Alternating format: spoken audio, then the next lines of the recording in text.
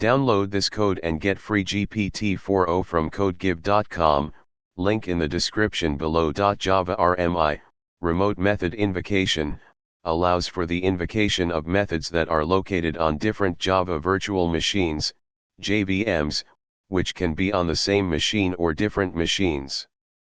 However, one common issue developers encounter is the connectexception, non-jrmp server at remote endpoint. This typically indicates that the client is trying to connect to a server that is not running a Java RMI service.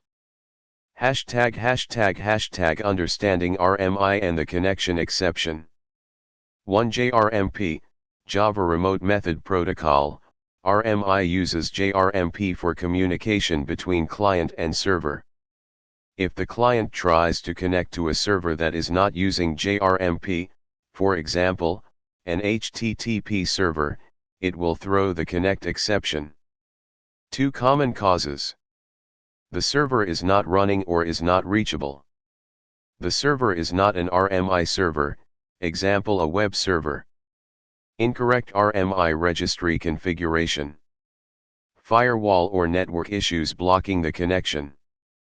Setting up RMI. To demonstrate how to set up a simple RMI application and avoid the connect exception, follow these steps. Step 1, create the remote interface.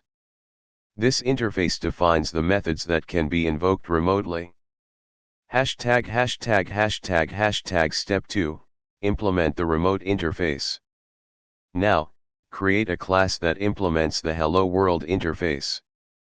Step 3, create the server. Next, set up the RMI server that registers the remote object with the RMI registry. Step 4, create the client. Now, create a client that will look up the RMI registry and invoke the remote method. Step 5, compile and run. 1. Compile the classes. 2. Start the RMI server. 3. In another terminal, run the client. Troubleshooting the connect exception. 1. Ensure the server is running, make sure that the server, RMI server, is running and not throwing any exceptions. 2. Port availability, ensure that the port, 1099, is not blocked by a firewall or being used by another application. 3. Correct endpoint, make sure you're trying to connect to the correct host name and port. If running locally, use localhost.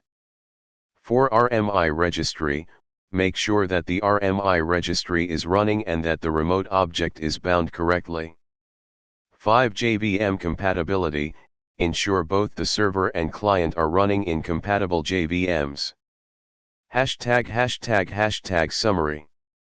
In this tutorial, you have learned how to set up a simple Java RMI application.